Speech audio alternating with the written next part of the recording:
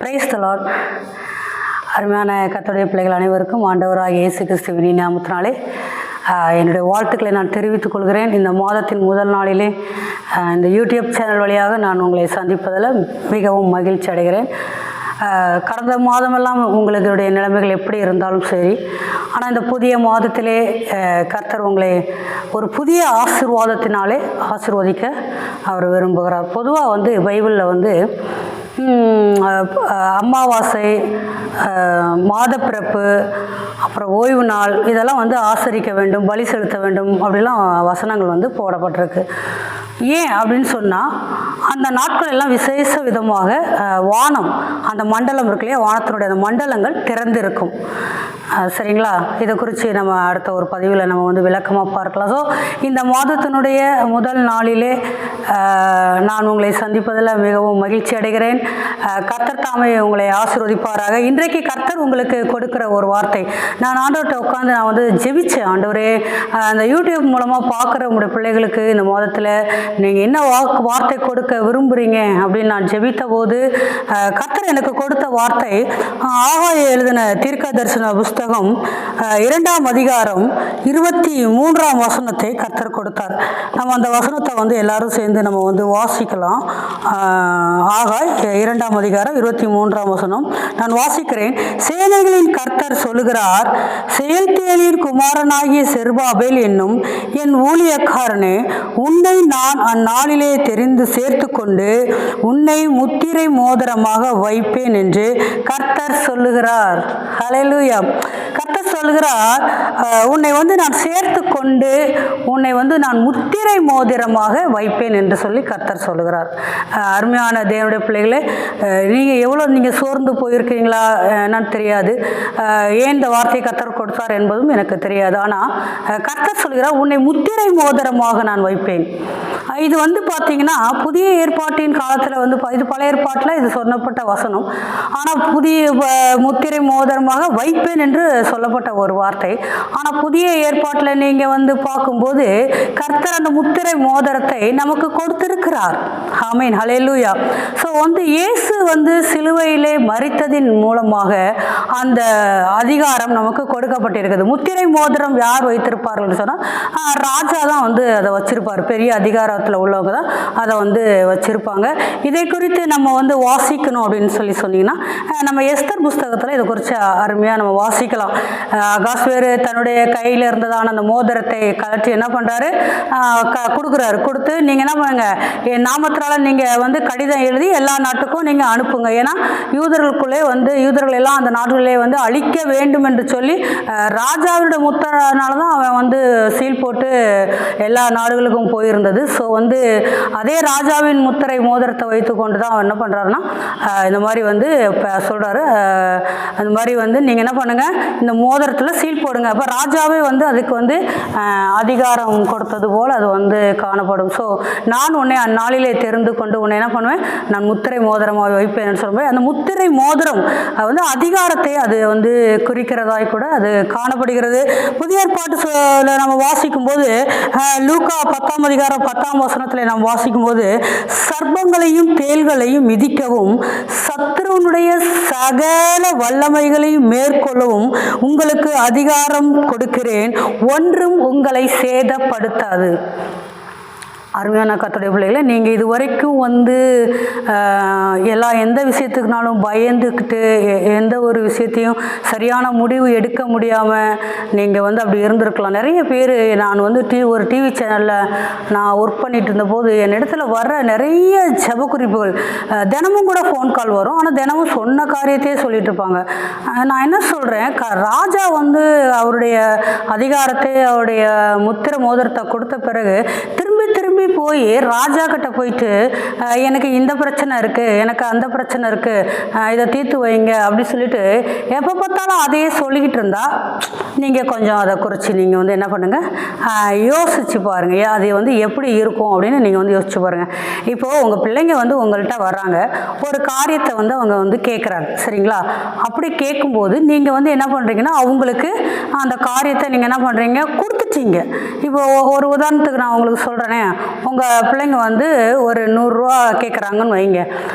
So நீங்கள் வந்து என்ன பண்ணிட்டீங்கன்னா 100 ரூபாய் எடுத்து அவங்களுக்கு கொடுத்துட்டீங்க. அவங்க பர்ஸில் 100 ரூபாயை எடுத்து வச்சுட்டீங்க. வச்சதுக்கப்புறம் நீங்கள் வந்து என்ன பண்ணுறீங்கன்னா, இந்தப்பா வச்சுட்டே அப்படிங்க. திருப்பி அந்த உங்கள் பிள்ளை வந்து எனக்கு வந்து 100 ரூபா வேணும்னு சொல்லி கேட்டால் நீங்கள் என்ன சொல்லுவீங்க? நான் வந்து ஏற்கனவே அதை உனக்கு கொடுத்துட்டேன், நான் ஏற்கனவே அதை என்ன பண்ணிட்டேன், உன்னுடைய பர்ஸில் வச்சுட்டேன், உனக்கு கொடுத்துட்டேன் அப்படின்னு சொல்லி சொல்கிறீங்க. இப்போது பிரச்சனை என்ன? திருப்பி கேட்கும்போது அது வந்து எப்படி இருக்கும்? ஈஸியாக இருக்கும் இல்லையா? என்ன அப்படின்னு சொல்லி பார்த்தா, கையில் பணம் அந்த பர்ஸை ஓப்பன் பண்ணி அந்த 100 ரூபாய் எடுத்து அவனுக்கு செலவு பண்ண தெரியல. நான் சின்ன வயசாக இருக்கும்போது எங்கள் வீட்டில் ஒரு காரியம் நடக்கும். என் தம்பி வந்து நாங்கள்லாம் ஸ்கூல் கிளம்புவோம். அந்த காலத்தில் வந்து 2 காசு 3 காசு 1 காசு இதெல்லாம் வந்து செல்லும் இல்லைங்களா? அப்போது வந்து நாங்கள் ஸ்கூல் போகும்போது ஒரு நாள் என் தம்பி வந்து எங்கள் அம்மாக்கிட்ட வந்து அழுகுறான். எனக்கு 5 காசு கொடுத்தா தான் நான் என்ன பண்ணுவேன், நான் வந்து ஸ்கூலுக்கு போவேன் அப்படின்னு சொல்லிட்டு அவர் வந்து அழுதுட்டுருக்கிறாரு. அவனை எங்கள் அம்மா என்ன பண்ணாங்கன்னா, ஒரு 2 காசு ஒன்று, ஒரு 3 காசு ஒன்று, அது 2 எடுத்து கொடுத்து, இந்த அவனுக்கு 5 காசு அப்படின்னு சொல்லிட்டு அவங்க வந்து கொடுத்தாங்க. இவன் என்ன பண்ணிட்டான், அது 2 காசையும் தூக்கி எங்கள் அம்மாக்கிட்டே கொடுத்துட்டு எனக்கு 5 காசு கொடுத்தா தான் நான் வந்து என்ன பண்ணுவேன், நான் ஸ்கூல் போவேன் அப்படின்னு பிடிவாதம் பண்ணிக்கிறான். அப்புறம் எங்கள் அம்மா, எனக்கு நல்லா ஞாபகம் இருக்குது அந்த சம்பவம். எங்கள் அம்மா என்ன பண்ணிட்டாங்கன்னா, அந்த பைசாவை வந்து ஒருத்தவங்கள்ட்ட கொடுத்துட்டு ஒரு 5 முழு காசு வாங்கி ஸோ வந்து அதை வந்து கொடுத்து அவனை வந்து ஸ்கூலுக்கு வந்து அனுப்பிச்சி விட்டாங்க. நான் என்ன சொல்கிறேன்னா, புரிந்து கொள்ளுகிற தன்மை இல்லை. இன்றைக்கு அநேக கர்த்தருடைய பிள்ளைகளுக்கு, விசுவாசிகளுக்கு புரிந்து கொள்ளுகிற ஒரு தன்மை, நமக்கு தேவன் என்ன சொத்து வைத்திருக்கிறார், நமக்கு என்ன காரியத்தை பண்ணி தெரியாது. திருப்பி கர்த்தர்கிட்ட போயிட்டு எனக்கு வந்து அது கொடுங்க, எனக்கு வந்து இது கொடுங்கன்னு சொல்லி கேட்கிற ஜனங்கள் நிறையா இருக்கிறாங்க இல்லையா? மோஸ்ட்லி எனக்கு தெரிஞ்சு 85% ஜனங்கள் வந்து அப்படிதாங்க இருக்கிறாங்க. ஸோ நான் உங்களுக்கு சொல்லுகிற அட்வைஸ் என்னன்னா, கர்த்தர் உங்களுக்கு அந்த முத்திரை மோதிரத்தை கொடுத்து விட்டார் அப்படிங்கிறத. ஒருவேளை உங்களுக்கு புரியாமல் இருந்தால், இந்த நாளில் இருந்து அந்த முத்திரை மோதிரம் உங்கள் வாழ்க்கையிலே செயல்படும். நீங்கள் அந்த மோதிரத்தை நீங்கள் செயல்படுத்தணும். இப்போ வாசிச்சோம் இல்லையா, லூக்கா சுவிசேஷம் 10ஆம் அதிகாரம் 19ஆம் வசனத்தை நம்ம வாசிச்சோம்ல, சர்ப்பங்களையும் தேள்களையும் மிதிக்கவும். அப்போ அதிகாரம் கொடுத்தது யாரு? அந்த அதிகாரம் கொடுத்தவர் பேர் என்ன? அவர் யாரு? அவர் எப்படிப்பட்டவர்? ஏதோ தெருவில் போகிற ஒரு பிச்சைக்காரன் நம்மகிட்ட அப்படி சொல்லியிருந்தா நம்ம வந்து அதை வந்து ஒரு கேர் பண்ணாமல் வந்து அதை நம்ம வந்து விட்டுருவோம் இல்லையா? அதிகாரத்தை கொடுத்தவர் யார்?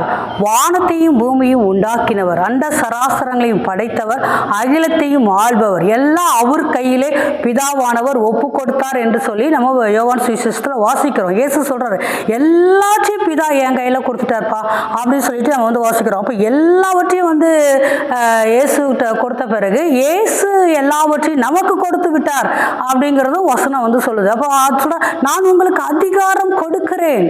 என்ன அதிகாரம் கொடுக்கிறேன்? தேள்கள் சர்ப்பங்களை மிதிக்கிற ஒரு அனுபவம். தேலுனா அது ஒரு பிசாசு பார்த்துக்கோங்க. இதெல்லாம் வந்து ஆவிக்குரிய விஷயத்தில். அப்போனா நான் தேலை போய் பார்த்து நான் வந்து மிதிக்கிட்டா அப்படின்னா, தேலை பார்த்து பயந்து ஓடுறாளுங்க. சர்ப்பத்தை போயிட்டு அப்போ பாம்பை போயிட்டு நான் வந்து போய் மிதிக்கிட்டா அப்படி இல்லை. இந்த சர்வம் என்பது என்ன? தந்திரமான காரியங்கள், வாழ்க்கையில் தந்திரம். சர்வம்னாலே ஒரு தந்திரம் தான், சரிங்களா? அப்போது நம்முடைய வாழ்க்கையில், உங்களுடைய வாழ்க்கையில் சில தந்திரசாலிகள் இருப்பாங்க. நல்லா கேட்டுக்கோங்க, தந்திரசாலிகள் இல்லாத குடும்பங்கள் இருக்கவே இருக்காது. குடும்பத்தில் உள்ள நபர்கள் இல்லாவிட்டாலும் கூட தனிப்பட்ட முறையில் வந்து பார்த்திங்கன்னா, வெளியில் பழகிற இடத்துல, வேலை செய்கிற இடத்துல, எல்லா இடத்துலையும் வந்து பார்த்திங்கன்னா தந்திரசாலிகள் இருப்பாங்க பார்த்துக்கோங்க. ஏதாவது தந்திரமாக அவங்க காரியங்களை ஜெயிச்சிட்டே போவாங்க. நம்மலாம் என்ன திரும்ப பண்ணுவோம்? அதுவும் கர்த்தருடைய பிள்ளைகள்லாம் விசேஷமாக நம்ம என்ன பண்ணுவோம் தெரியுங்களா? கர்த்தர் வந்து மன்னிக்க சொன்னார், கர்த்தர் வந்து என்ன பண்ணிட்டாரு, விட்டு கொடுக்க சொன்னார். இந்த மாதிரி என்ன பண்ணிடுவோம்? கர்த்தர் என்ன பண்ணார்? ஒரு கணத்தில் அரைஞ்சா மறு கணத்தை காட்ட சொன்னார். கர்த்தர் என்ன பண்ண, இப்படியே நம்ம வந்து வசனங்களை சொல்லுவோம், அருமையாக அமைதியாக போயிடுவோம். ஆனால் இயேசு சொன்ன ஒரு விஷயத்தை நம்ம வந்து என்ன பண்ணிடக்கூடாது, மறந்துடவே கூடாது. அவர் என்ன சொன்னார்? நீங்கள் வந்து கபடற்ற புறாக்களை போல இருக்கணும். புறா மாதிரி சுத்தமான இருதயம், பிச்சில்லாத ஒரு கசப்பில்லாத ஒரு இருதயத்தோடு கூட இருங்க. அதே சமயம் வினாவுள்ள சர்பத்தை போலவும் இருங்க அப்படின்னு சொல்லிட்டு இயேசு சொல்லியிருக்கிறாரு. அப்போது நம்ம வந்து சர்பத்தை போலவும் இருக்காது. அப்போது சர்ப்பம் அப்படிங்கிறது தந்திரமானது. ஸோ நீங்கள் வந்து தந்திரசாலியாக இருங்க அப்படிங்கிற அர்த்தம் இல்லை, ரொம்ப வந்து உஷாராக இருங்க அப்படின்னு அர்த்தம். ரொம்ப உஷாராக இருங்க. இப்போ இயேசுவை வந்து ஒரு பெரிய செங்குத்தான மலையிலேருந்து கீழே தள்ளிவிட போனாங்க இல்லையா? ஏன்? அவர் அந்த புஸ்தகத்தை எடுத்து வாசிக்கிறாரு. என்ன வாசிக்கிறாரு? இந்த மாதிரி வந்து கர்த்தராகிய தேவனுடைய ஆவியானவரின் மேலே இருக்கிறார், அந்த தரித்திரருக்கு சுவிசேஷம் அறிவிக்கும் என்னை அனுப்பினார், இந்த வார்த்தை இன்றைய தினம் உங்கள் காதுகளில் கேட்குறாங்க. உடனே தள்ளிக்கிட்டு போயிட்டாங்க எல்லாரும். அவர் அந்த இடத்த விட்டு மறைஞ்சி போயிட்டார். சில இடங்கள்லாம் வந்து பார்த்திங்கன்னா ஞானமாக பதில் கொடுத்தாரு, புத்தியாய் நடந்து கொண்டார். பார்த்துக்கோங்க.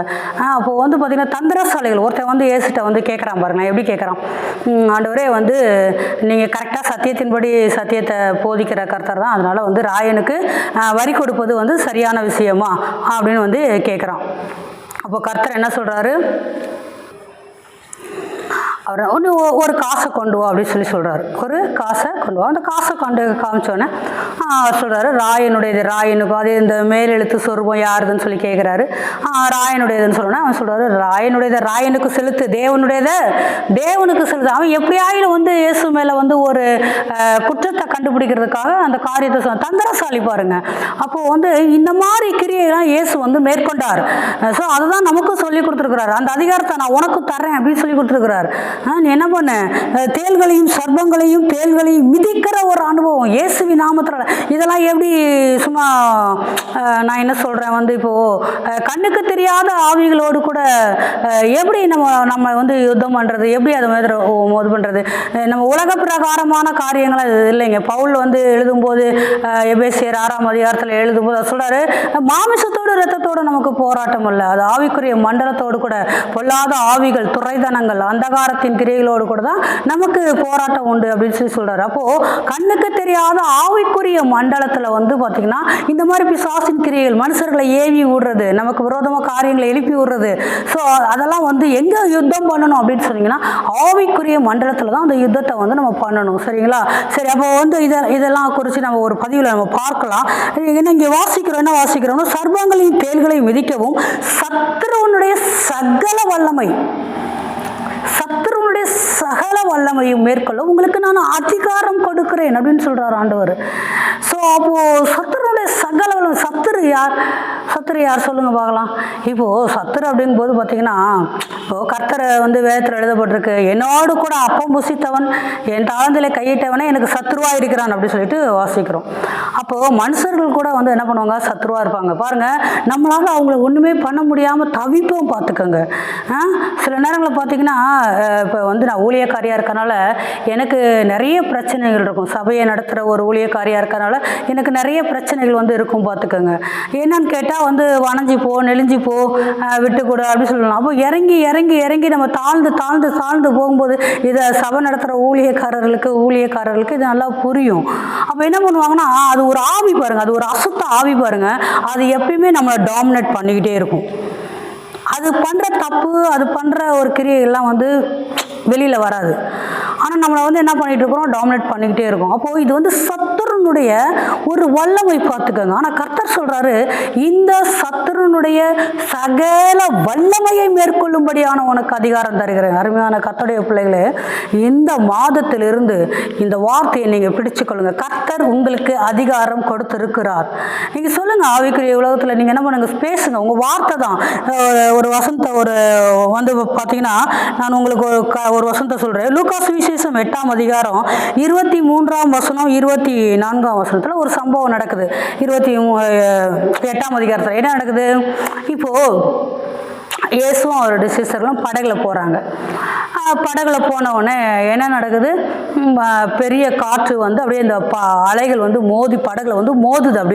அப்படியே படகே வந்து அமிழ்ந்து கவிழ்ந்து போகிற அளவுக்கு வந்து அங்கே ஒரு பெரிய காற்றும் ஒரு கடல் அலை சமுத்திரம்லாம் அப்படியே இறையுது. அந்த வசனத்தை உங்களுக்கு நல்லா தெரியும். அப்போது உடனே வந்து சீசர்கள்லாம் வந்து கத்துறாங்க. என்ன கத்துறாங்க? ஐயரே, நாங்கள் என்ன பண்ண போகிறோம்? மடிந்து போகிறோம், உங்களுக்கு கவலை இல்லையா? அவர் நல்லா தூங்கிட்டு இருக்கிறாரு. அப்போ இவங்கெல்லாம் வந்து சொல்கிறாங்க, நாங்கள் இப்படி மடிய போகிறோம்னு.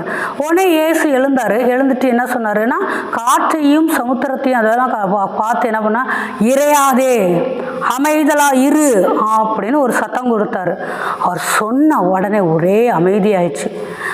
எந்த சத்தமும் இல்லை. எல்லாம் குவைட் ஆயிடுச்சு, கடல் அமைதியாகிடுச்சு, சமுத்திரம் அமைதியாகிடுச்சு, காற்றும் அமைதியாகிடுச்சு. இதுலேருந்து ஒரு விஷயத்தை கண்டுபிடிக்கணுங்க. என்னென்னா எல்லாத்துக்கும் வந்து அந்த எனர்ஜி, அதாவது என்ன சொல்கிறது, கேட்கக்கூடிய தன்மை இருக்கிறது. இப்போ இயேசு சொன்ன உடனே அந்த சமுத்திரம் அமைதியாகிடுச்சா, கொந்தளிப்பு அமைதியாகிடுச்சா, காற்று அமைதியாகிடுச்சா? ஏன்னா அவருடைய வார்த்தைக்கு அவைகளெல்லாம் கீழ்ப்படிந்தது. ஸோ அதே மாதிரி தான் கர்த்தருடைய பிள்ளைகள் எல்லாருக்கும் அந்த அதிகாரத்தை தான் இயேசு கொடுத்துருக்கிறார். இப்போ பாடையை தொட்டார், வாலிபனே எழுந்துரு அப்படின்னாரு. அவன் உடனே எழுந்திரிச்சிட்டான் பார்த்துக்கோங்க. லாசருவே வெளியில் வா அப்படின்னு சொன்னார். உடனே அவர் வெளியே வந்துட்டார் பாருங்க. நான் என்ன சொல்கிறேன்னா அதே அதிகாரம் இயேசுக்கு பிதாவானவர் என்ன அதிகாரத்தை கொடுத்திருந்தாரோ, அதாவது இயேசுவுக்கு பிதாவானவர் எந்த முத்திரை மோதிரத்தை கொடுத்திருந்தாரோ அதே அதிகாரம், அதே மோதிரத்தை அருமையான தேவனுடைய பிள்ளைகளை கர்த்தர் உங்களுக்கு கொடுத்திருக்கிறார். இந்த மாதத்திலிருந்து உங்கள் வாழ்க்கை மாறப்போகிறது. உங்கள் வாழ்க்கை ஜெயமாய் மாறப்போகிறது. நீங்கள் உங்கள் அதிகாரத்தை பயன்படுத்துங்க, உங்களோட வல்லமையை நீங்கள் பயன்படுத்துங்க. கர்த்தர் உங்களோடு கூட இருக்கிறார். அவர் சொன்னது தான், அவர் எந்த மாற்றமும் இல்லை. சரி எங்களால் முடியலைங்க, நாங்கள் என்னங்க பண்ணுறது, அது எப்படிங்க பயன்படுத்துறது, ஒன்று வார்த்தை தான். முடியலன்னு சொன்னாக்கா அது எப்பயுமே முடியாமலே போயிடுங்க. என்ன சொல்கிறேன், வார்த்தை ஒரு சொல் கொல்லும், ஒரு சொல் உயிர்ப்பிக்கும். உங்கள் எல்லாருக்குமே நல்லா தெரியும் இல்லையா? ஒரு சொல்லு கொல்லும், ஒரு சொல்லு உயிர்ப்பிக்கும். ஒருத்தவங்க வந்து நம்மள்கிட்ட வந்து ரொம்ப கடினமாக பேசுகிறாங்கன்னு வைங்களேன், உடனே என்ன ஆகிடுது, அப்படியே இருதயமெல்லாம் நொறுங்கி போகுது, உடஞ்சி போகுது. உடனே கண்ணில் இருந்து தண்ணி தாரையாக ஊற்றுது. ஏன்? அவங்க ஒரு வார்த்தை தான் சொன்னாங்க. அது ஏன் நமக்கு கண்ணீரை வர வைக்கிறது? ஏன்னா அந்த வார்த்தை நமக்குள்ளே போய் ஒரு கிரியை நடப்பிக்கிறது, ஒரு நமக்குள்ளே இருக்கிற சுரப்பிகளை அது வேலை செய்ய வைக்கிறது. புரியும்னு நினைக்கிறேன் உங்களுக்கு. ஆமென், ஹல்லேலூயா. ஸோ அதே மாதிரி தாங்க ஒருத்தவங்க வந்து நல்ல ஒரு ஜோக் சொல்கிறாங்க, இல்லைன்னா வந்து ஒரு நல்ல உற்சாகமான ஒரு வார்த்தை சொல்கிறாங்க. நீங்கள் என்ன பண்ணுறீங்க, உடனே வாய் விட்டு அப்படியே சிரிச்சிடுறீங்க. ஏன் சிரிக்கிறீங்க? அவங்க சொன்னது வாயிலிருந்து ஒரு வார்த்தை தானே சொன்னாங்க. எதுக்காக உங்களுக்கு சிரிப்பு வருது? உடனே ஒரே சந்தோஷமாயிடுது. தேங்க்யூ சிஸ்டர், தேங்க்யூ பிரதர், ரொம்ப ரொம்ப நன்றி. நானே ஏன் உங்களுக்கு அந்த எமோஷனல் ஏன் வருது? உள்ளே அது வந்து பார்த்திங்கன்னா அந்த சுரப்பிகளெல்லாம் அது வந்து வேலை செய்யுது. அது வந்து ஸோ ஏன் வேலை செய்யுது அப்படின்னு சொன்னால் அது ஒரு கிரியை நடப்பிக்கிறது இல்லையா? அது ஒரு சொல் ஒரு கிரியை நடப்பிக்கிறது. அது என்ன ஆகுது தெரியுங்களா? நம்ம துக்கமாய் உடையும் போது, துக்கமான வார்த்தைகள் நம்மளை நோக்கி வரும்போது, நம்ம உடையும் போது நம்முடைய சரீரத்துக்குள்ள காணப்படுகிற உறுப்புகள் எல்லாம் பலவீனம் அடைகிறது. அதே சமயம் உற்சாகமான ஒரு வார்த்தையை பேசும்போது நம்முடைய சரீரத்தில் காணப்படுகிற எல்லா அவயங்களும் உறுப்புகளும் பார்த்துக்க கண்ணு ஆச்சரியத்தால் அப்படியே விரியுது. அப்படியே ஒரே சந்தோஷ குதூகலமாக இருக்குது. ஒரு பாட்டு பாடணும்னு தோணுது. சோத்திரம் அல்லேலூயா, ஆமென் கர்த்தர் நல்லவர் அப்படின்னு சொல்ல தோணுது. எவ்வளோ விஷயங்கள் இருக்குது இல்லைங்களா? அப்போ அது என்ன பண்ணுது, ஒரு கிரியை நடப்பி நம்முடைய ஹார்மோன்களெல்லாம் நல்லா வச்சுக்குது. அது வந்து பார்த்திங்கன்னா நம்மளுடைய சரீரத்தில் இருக்கிற எலும்புகள் எல்லாமே வந்து ஒரு உற்சாகத்துக்குள்ளே வருது இல்லையா? எனக்கு ஒரு சம்பவம் வந்து எனக்கு பரிசுத்த ஆவியானவர் எனக்கு சொல்லித்தரதுனால சொல்கிறேன். நிறைய பேர் பார்த்திங்கன்னா அந்த எலும்பு வலியினால் ரொம்ப கஷ்டப்பட்டுட்டு இருப்பாங்க. எலும்பு மூட்டு வலி, இடுப்பு வலி, அங்கே எலும்பு தேஞ்சு போச்சு, இங்கே எலும்பு தேஞ்சு போச்சு, இங்கே எலும்பு கோணிக்குச்சு, அங்கே எலும்பு உடஞ்சிக்குச்சு, இந்த மாதிரி எலும்பு பிரச்சனைலாம் இருக்கும். நான் சொல்கிறேங்களேன், எலும்புக்கு வந்து என்னுடைய சேனலில் வந்து எலும்புகளின் ரகசியம்னு ஒரு பதிவு போட்டிருக்கிறேன், நீங்கள் அதையும் பார்க்கலாம். ஸோ எலும்புக்கு வந்து பார்த்திங்கன்னா ஊன் தேவையாக இருக்குது. அது ஊன் வந்து குறையும் போது, அந்த பசத்தன்மை குறையும் போது தான் அது வந்து அப்படி ஒரு காரியங்கள்லாம் நடக்குது. நான் என்ன சொல்கிறேன், நீங்கள் உற்சாகமாக பேசும்போதே, மற்றவர்களை உற்சாகப்படுத்தும் போதே, நீங்கள் வந்து அதிகாரத்தை பயன்படுத்தும் போதே உங்களுடைய சரீரம் நல்ல ஒரு ஆக்டிவாக, நல்ல ஒரு பலனாக காணப்படும். ஆமென், ஹல்லேலூயா. கர்த்தர் பாருங்க, அமைதியாக இரு அப்படின்ட்டாரு. ஆண்டவர் சொல்கிறாரு அந்த அதில் பார்க்கும்போது, வசனத்தில் வந்து பார்க்கும்போது, உங்கள் விசுவாசம் எங்கே அப்படின்னு கேட்குறாரு. கீழே கடிந்து கொள்கிறார். உங்கள் விசுவாசம் எங்கே உன் விசுவாசம் எங்கன்னு கேட்குறாரு, கடிந்து கொள்கிறாரு. அப்போ அருமையான கர்த்தருடைய பிள்ளைகளை, கர்த்தர் உங்களை முத்திரை மோதிரமாக என்று வைத்திருக்கிறார். ஸோ நீங்கள் இந்த இவ்வளோ வருஷங்களாக எத்தனை மாதமாக எப்படி இருந்தாலும் சரி, இனிமேல் நீங்கள் உங்கள் கர்த்தர் ஏசப்பா உங்களுக்கு கொடுத்த அதிகாரத்தை, வல்லமையை பயன்படுத்துங்கள். மோதிரத்தை பர்சுக்குள்ளே போட்டு பீரோக்குள்ளே கொண்டு போய் வைக்காதீங்க.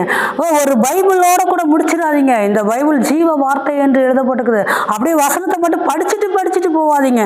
அந்த வசனங்கள்லாம் நம்முடைய வாழ்க்கைக்குள்ளே கடந்து வருவதற்கு நம்ம வந்து என்ன பண்ணணும், அதை நம்ம கொண்டு வரணும். அது வந்து நம்ம வாழ்க்கைக்குள்ளே அதை வந்து என்ன பண்ணணும், கொண்டு வரணும். அருமையான தேவனுடைய பிள்ளைகளே, நான் உங்களுக்கு சொல்லுகிற முக்கியமான ஒரு வார்த்தை என்னென்னா, கர்த்தர் உங்களுக்கு முத்திரை மோதிரமாய் உங்களை வைத்திருக்கிறபடினாலே உங்கள் வார்த்தையை பயன்படுத்துங்கள், அதிகாரத்தை பயன்படுத்துங்கள். சத்துருனுடைய சகல வல்லமை அப்போது அந்த சத்துருனுடைய சகல வல்லம் அப்படின்னா அது எல்லாத்தையும் மேற்கொள்ளக்கூடிய அதிகாரம் அப்படின்னு சொல்லி சொன்னாக்க, அப்போ நம்மக்கிட்ட எவ்வளோ அதிகாரம் இருக்குது புரியும்னு நினைக்கிறேன். இன்றைக்கி பிசாசு பார்த்தா பயப்படுறோம். நிறைய பேர் அப்படி இருக்கிறாங்கல்ல, பிசாசுக்கு பயப்படுறாள். ஒரு சிலர் நான் என்னுடைய ஊழியத்தில் பார்த்துருக்குறேன்.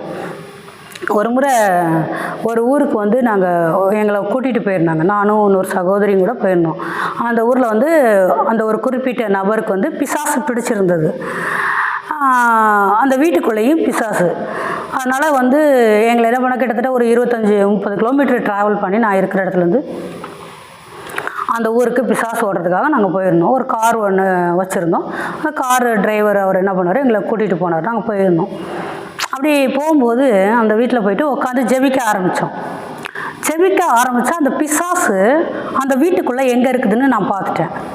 பார்த்தோன்னே அந்த பிசாசு எப்படி அந்த சுழல் காற்று எப்படி அடிக்கும் பார்த்தீங்களா, சுற்றி சுற்றி சுற்றி சுற்றி சுழல் காற்று அடிக்கும்ல, அந்த மாதிரி அது சுற்றி சுற்றி சுற்றி சுற்றி அந்த இடத்துல அப்படி என்னை நோக்கி வருது.